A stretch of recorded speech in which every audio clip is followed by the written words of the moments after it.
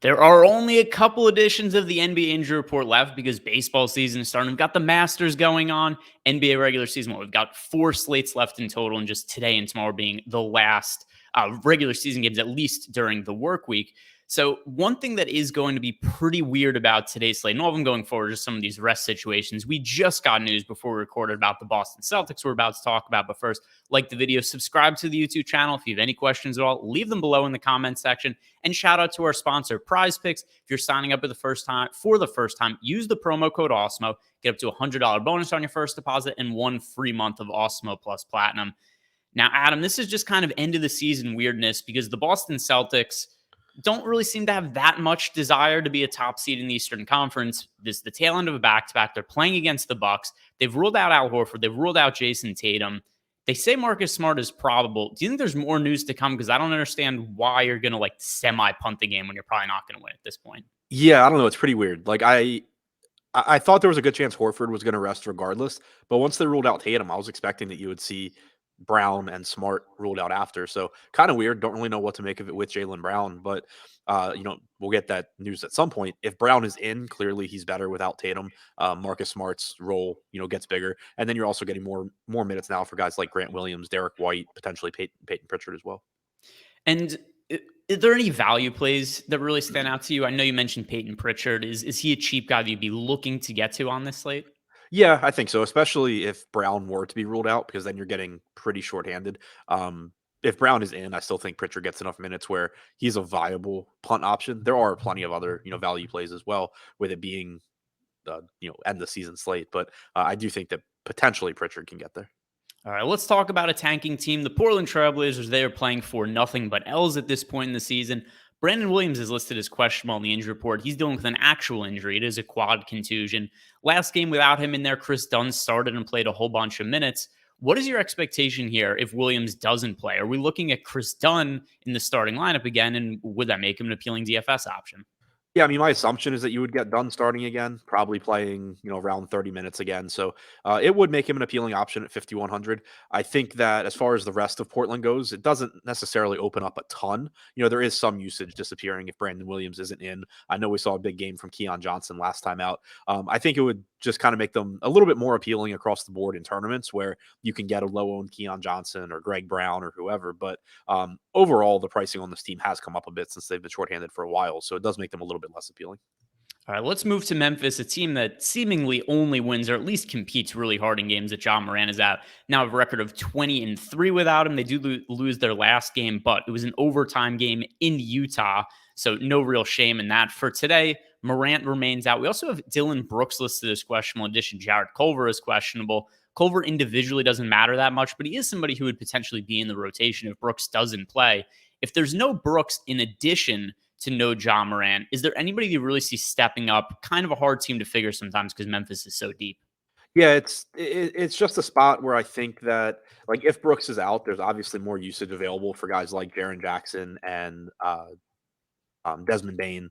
Tyus Jones maybe looks a little bit better, but they're also priced for Morant to be out at this point. So I don't think it moves the needle to make anybody a priority, but it does just make them look a little bit better as far as tournament targets go. And then one other situation, which, let's talk about the San Antonio Spurs, because this is a team where you would have thought by now that FanDuel and DraftKings would really aggressively be able to price up guys like Trey Jones with Dejounte Murray now being out for, his third consecutive missed game. Not the case. Trey Jones, not that he's min price anymore, but he still, to me at least, remains at a playable price point. Do you like getting to him again with Murray not in the lineup?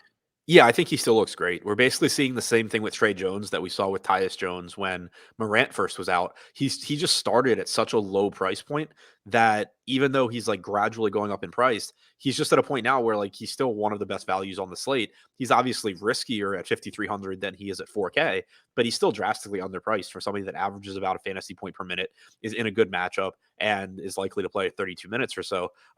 They just haven't been aggressive enough in really ramping up that price tag.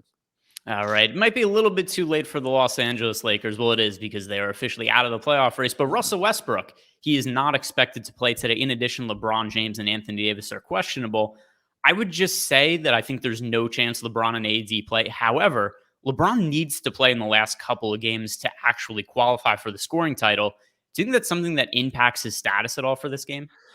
So the way I'm viewing it is I don't think it like I still think he's legitimately hurt. I don't think he was sitting out must-win games just because like he didn't feel like playing and now he's gonna play through an ankle injury to try and get the scoring title.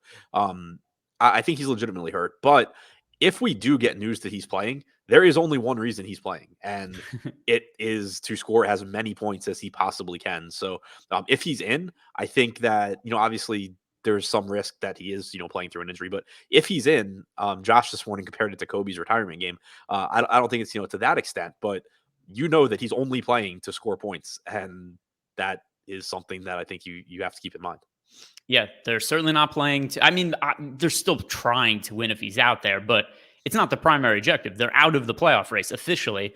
So we'll see. I do think LeBron is maybe a little more likely to play than AD just because there is some narrative for LeBron to play for. Not as much with Anthony Davis, but in a situation where neither of these guys play, what could we expect? Because we haven't really seen this year where there's been none of Westbrook, LeBron, or AD out there. Yeah, I'd be curious to see what the starting lineup looks like. If DJ Augustine is starting at 3K flat, I think that's a good sign for his minutes, and he would be a really good value option. Talen Horton-Tucker, we know, can produce at a high rate when he's out there without any of the stars. Same goes for Malik Monk. I think one thing that's just important to keep in mind is just which guys on the Lakers do produce fantasy points at a high rate. Because when you talk about guys like Stanley Johnson, Avery Bradley, Austin Reeves, if they play 30 plus minutes, they can certainly get there at close to minimum salary. But the more appealing guys are going to be the ones that really produce a lot of fantasy points when they get the opportunities. Guys like, Horton Tucker, Wenyen Gabriel, DJ Augustine to some extent. Melo, if you were in the starting lineup, would be good as well. It would be funny because most teams at this point in the season are tanking. They're playing their young guys. That doesn't exist on the Lakers because we're talking about, hey, they'll sit LeBron and AD to play Carmelo Anthony, Dwight Howard, and DJ Augustine. So I have no expectation for a starting lineup here. I think they would try to get Talen Horton-Tucker as many minutes and as much work as possible, but it remains to be seen. Like this video, subscribe to the YouTube channel, check out the deeper dive and live before lock later in the day. Then we'll have a little bit of a clear idea of what some of the starting lineups, injury situations look like. Other than that, good luck and check out the video tomorrow. Is going to be the last one we do of the season.